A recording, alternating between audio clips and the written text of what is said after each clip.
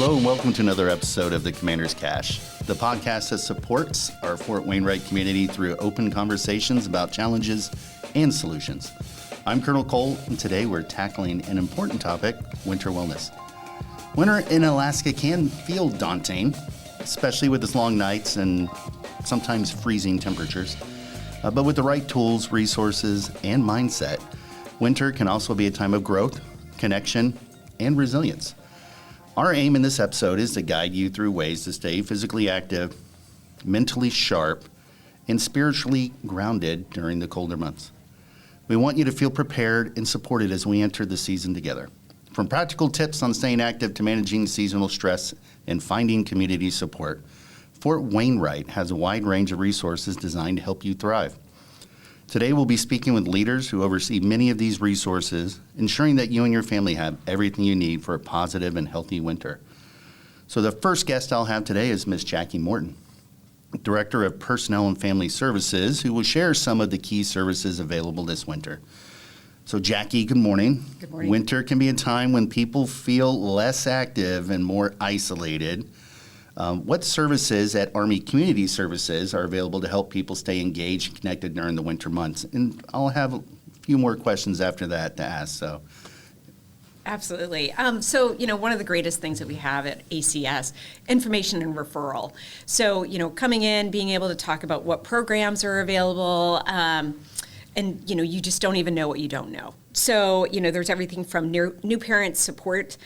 We do Grow and Giggle twice a week. Those last winter had, up to 80 people, a lot of community there. Nice indoor activity, so you don't always have to stay outside. We do Parenting Pals, Tiny Tummies. EF&P does Family Fun Nights.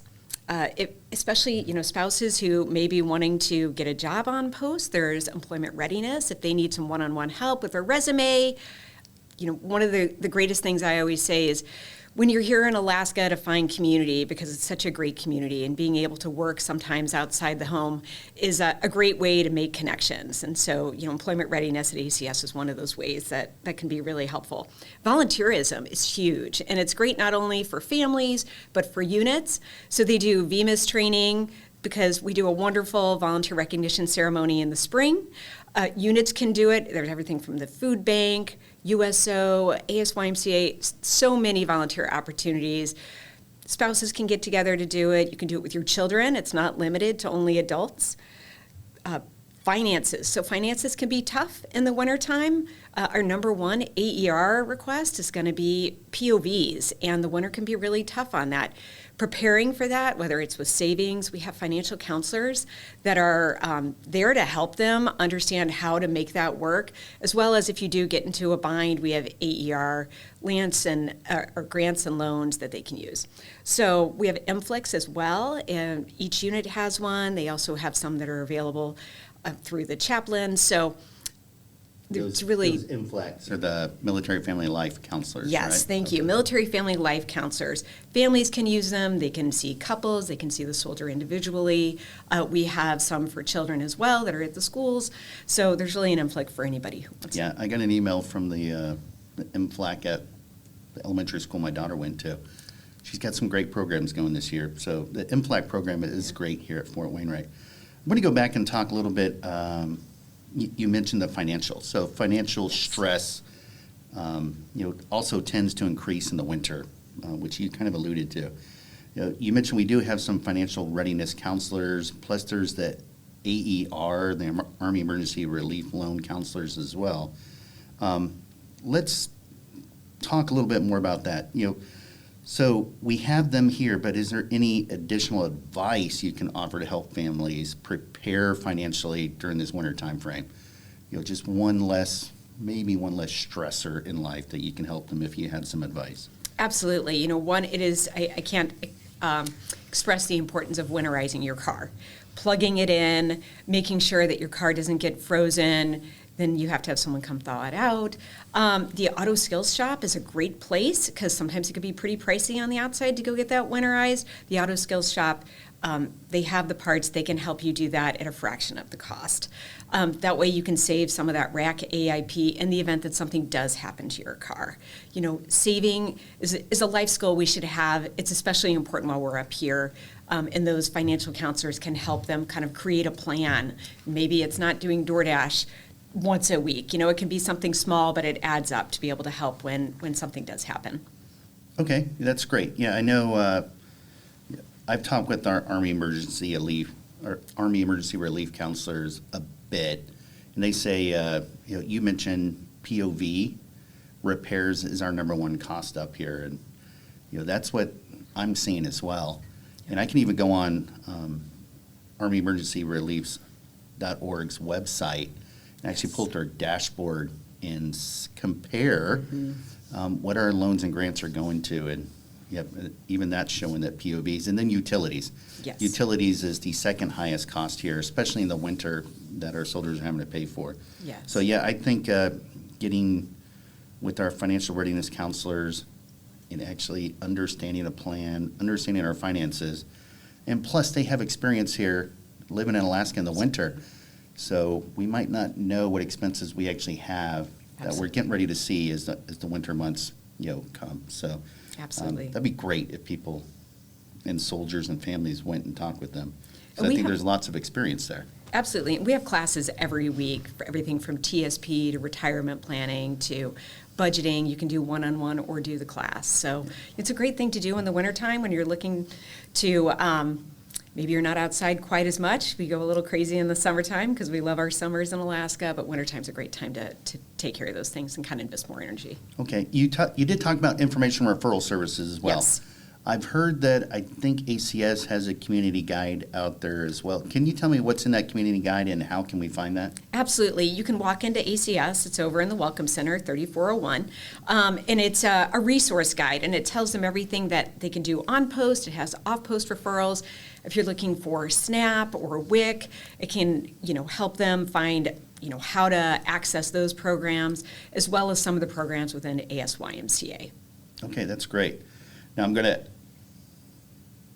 non-ACS question here. I'm going to ask you. So for someone facing their first Alaskan winter, what would you say are the most important steps that they can take to not only survive, but thrive this winter? So when I moved here 7 years ago, the best advice that I think that I received was stay busy. And, it makes the kind of long winter days, because otherwise you find yourself in your pajamas at 4. So, putting your kids in activities. So my children, they did cross-country skiing, we did downhill skiing, we went out and looked at the northern lights. We just made sure that we were engaged in a plethora of different activities. I think that was probably the best advice that I received. And you can do also not only for your kids, if you don't have kids, there are ways.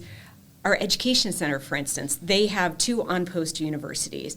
Not only can soldiers use tuition assistance or do credentialing assistance, but spouses have the MyCAA money, which is available to them. It's $2,000 a year, up to $4,000 to be able to work towards a credential or some kind of certificate or even an associate's degree to kind of help them have a career or something that they can use that they can move from station to station. It's a great, if they want more about it, they can go to the Ed Center. They can also, the ASYMCA has other programs if people are needing sort of that financial assistance, like they have the marketplace.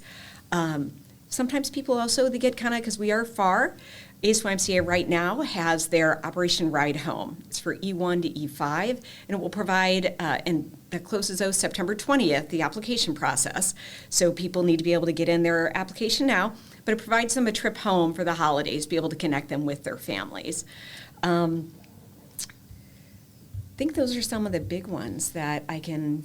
Yeah, so find ways to stay busy. I think that was a recommendation that I had heard as well. So whether you're staying busy by finding activities, if you've got kids, for them to do, to make sure that they stay active, volunteering that you had mentioned, or getting out and doing some outdoor activities or indoor activities that we have here on the installation or even off the installation. So I know I'm looking forward to the ski hill again this winter, and I'm really excited about the bowling alley opening back up in November timeframe, and I'm doubly excited about the indoor aquatic center opening up, hopefully in the December timeframe. So when I'm on Christmas break, I can say, I feel like skiing in the morning and maybe going to somewhere warm and going swimming in the afternoon. And I can spend a whole day of doing activities and Yep. getting out of my house with my kids and doing some fun things. So They also have, I mean, just to even, add to that, rock climbing over at Outdoor Recreation. One of the things we did our first winter here, we rented the snow machines and took the kids out. Just even on post, we did the little class. What a great resource to be able to access in the wintertime. And yeah, we're looking forward to the new Community Activities Center. And my kids love the tubing. That's probably one of their favorite things. They like the skiing, but there's something about going with all their friends to do tubing that they just, doesn't matter how old they get, they seem to still really enjoy. okay. Yeah, and I'm sure Outdoor Rec would have a conversation with me if I didn't mention the ice fishing equipment that they have. They're trying to get me and my family to go ice fishing this winter. So I think we're going to give it a go at least one time. I'll see if I can get a hot tent, make sure I've got a heater in there as well. I didn't catch anything this summer, so I don't know how lucky I'll be this winter if I go ice fishing. So thank you. Anything else?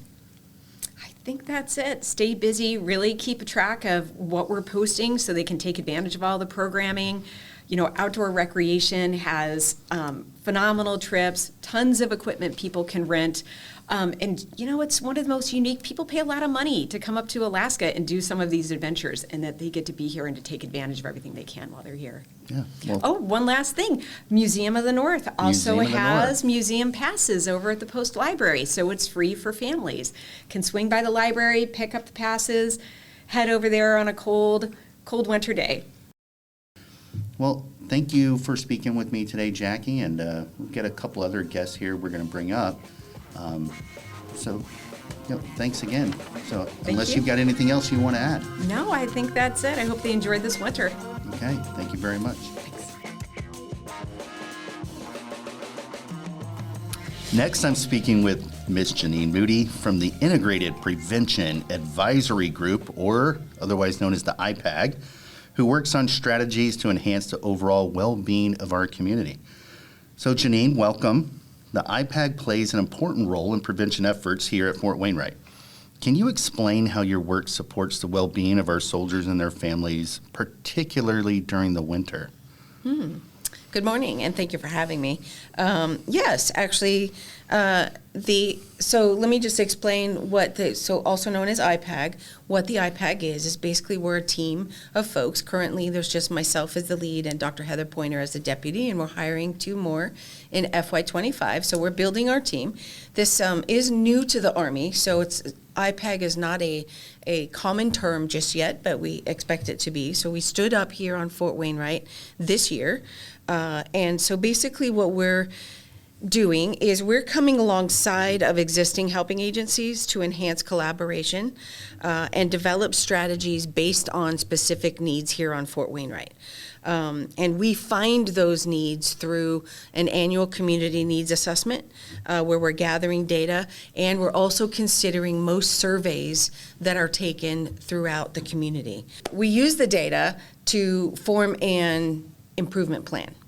And that improvement plan, we're going to write an improvement plan every year. So we're going to do a community needs assessment every year. We're going to write an improvement plan every year. So this turns into a continuous evaluation process because we do the community needs assessment, we write the improvement plan, and then we're evaluating the plan. And then we make changes the following year. So it should get better every year. So overall, Fort Wainwright will become a better place to live, work, and play. Yeah, so this community needs assessment, in your role as an advisory group to the 11th Airborne Division Commanding General, plus all the support agencies and services that exist at Fort Wainwright, you were basically advising those support agencies and services that are there, talking with the Commanding General and be like, hey, sir, this is what the needs assessment says we're doing well, and maybe what the community wants more of. Here's what we probably need to do more of because we're not doing well.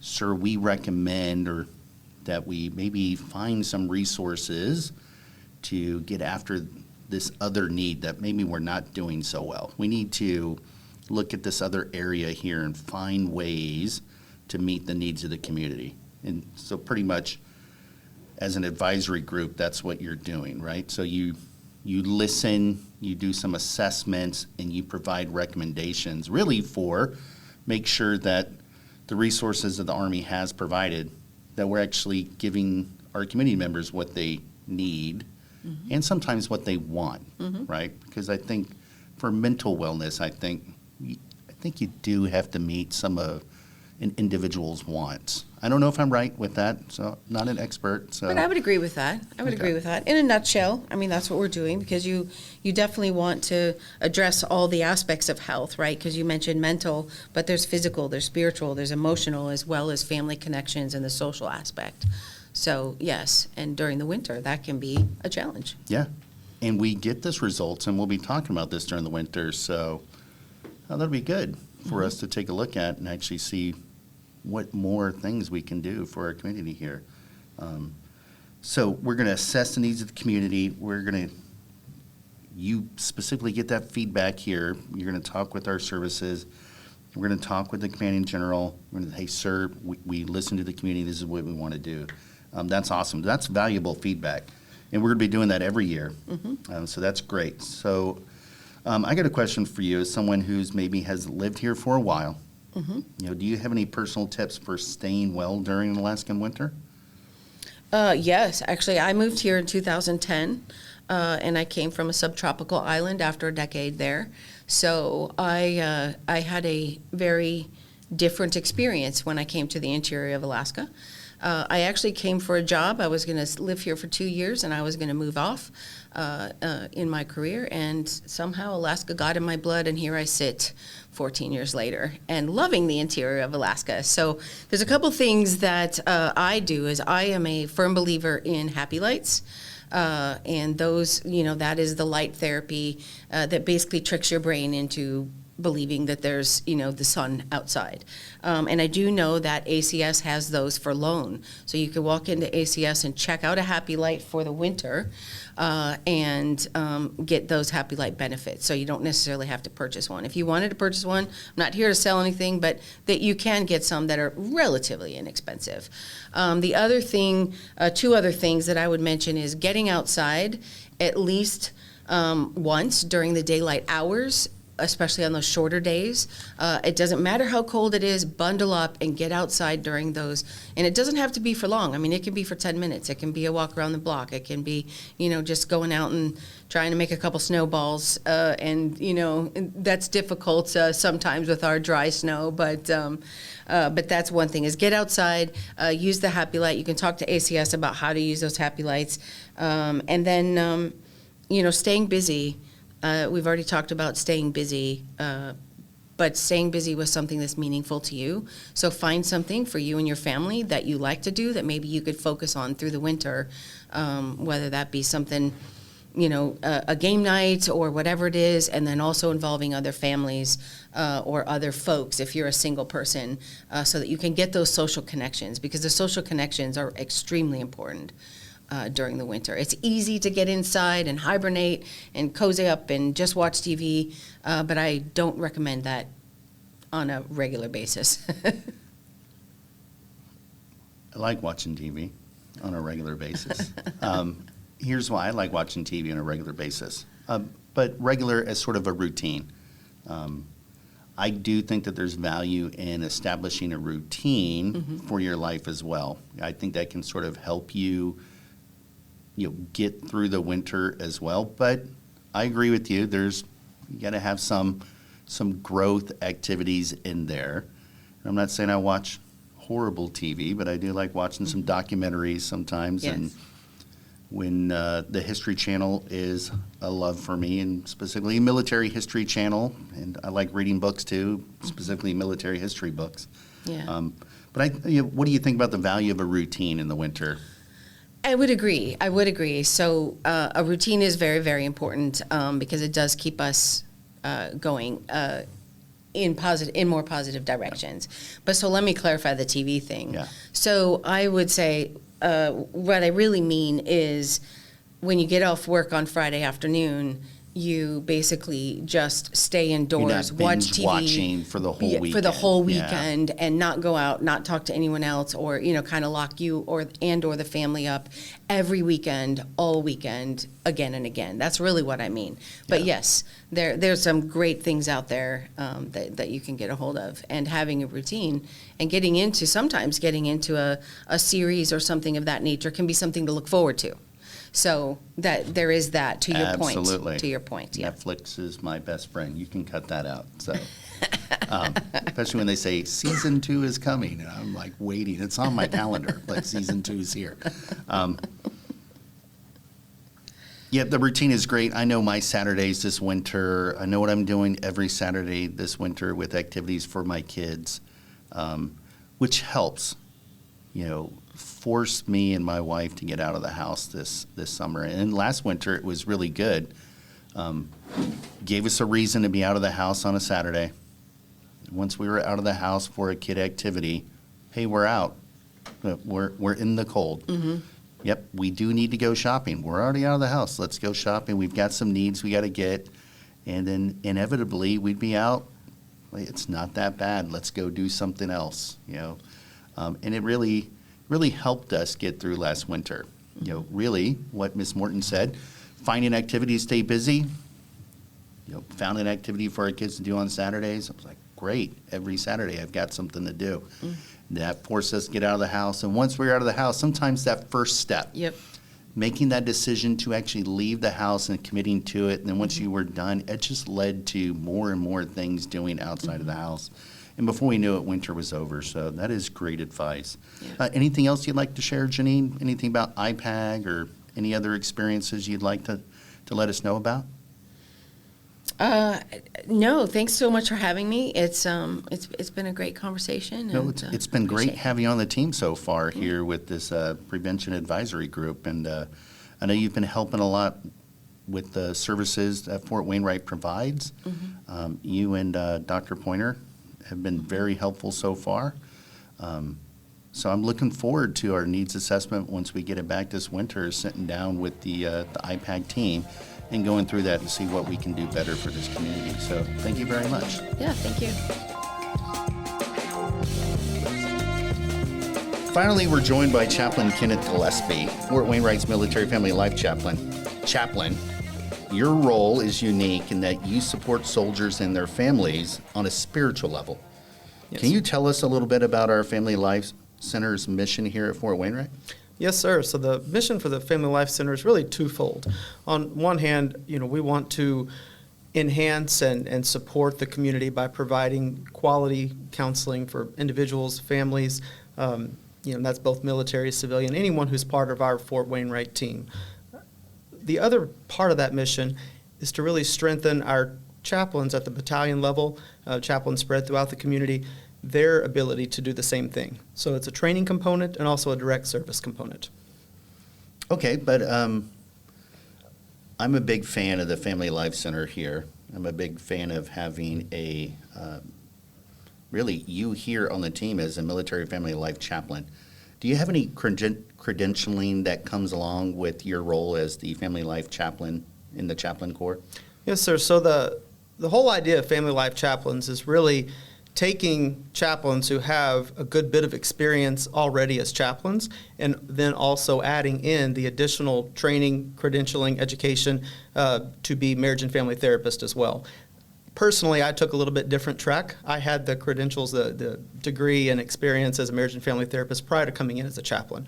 So for me, as a licensed marriage and family therapist with about 18 years experience with that, it's really taking what we already do as a chaplain in terms of engaging soldiers and families, but allowing us then to also provide clinically informed pastoral care. So it's still pastoral counseling that you're getting from the Family Life Center, but it's pastoral counseling that is benefited by the theoretical and really just kind of training component of the clinical side as well. Yeah, so you just alluded to this a little bit about the pastoral care, but how do the services you offer at the Family Life Center differ from other resources we have, here at Fort Wainwright, but really across the Army, like behavioral health or our military family life counselors? Yeah, so I think it's important to remember you're still coming to see a chaplain, and there's certain differences and benefits I think that come with that. On one hand, we're going to have the background and the conceptual framework of spirituality that's going to work its way into any care that we provide. Even if that's not the direct topic, that's going to provide a foundation for us to then build off of. We're certainly going to be more comfortable, I think, going into the spiritual fitness component of holistic fitness, which really is the number one indicator of resilience. So it gives soldiers and family members an opportunity, I think, to engage in kind of all of those domains of fitness, but specifically the spiritual with someone that has an expertise, training, and experience in that area as well. You're also going to have the benefit of chaplain absolute confidentiality. In many ways, we're not only not mandated reporters, but because of the Army regulation definition of chaplain client kind of privilege, we're kind of prohibited reporters. So nothing that is disclosed in counseling with a chaplain is ever going to make its way to a commander or to your medical record or anything like that. Okay, good. I got a question for you. How many Alaskan winters do you have under your belt, Major Gillespie? So this will be my fifth. This is my second assignment here at Fort Wainwright. I was here for almost 4 years, moved in the winter, so I got the benefit of 4 winters on my last time here. I was the chaplain over at Bassett Army Community Hospital for Medic Alaska, and now I'm getting to come back as the Family Life Chaplain, and excited to be here again, and excited for this 5th winter. Okay, so this is your 5th winter, so you're back to Alaska. So you have some things that you're getting ready to do for your family, right? Because I'm sure your family has grown a little bit. They're at different stages in life. Absolutely. So what are you preparing to do for your family, and also potentially what you recommend for those as they prepare for winter? Yeah, I think that's a great question, and something that we all need to be thinking about as winter is coming, right? I'm going to echo what both Jackie and Janine has said, in that community is essential. Getting out and really engaging with the community, finding those activities that you can enjoy. It's an opportunity to learn new things, to get out and maybe try some things that you've never tried before. We've already talked about a lot of those things that are available to soldiers and families here, like the ski hill and the tubing and ice fishing and all of those things. That's really what my family loves to do.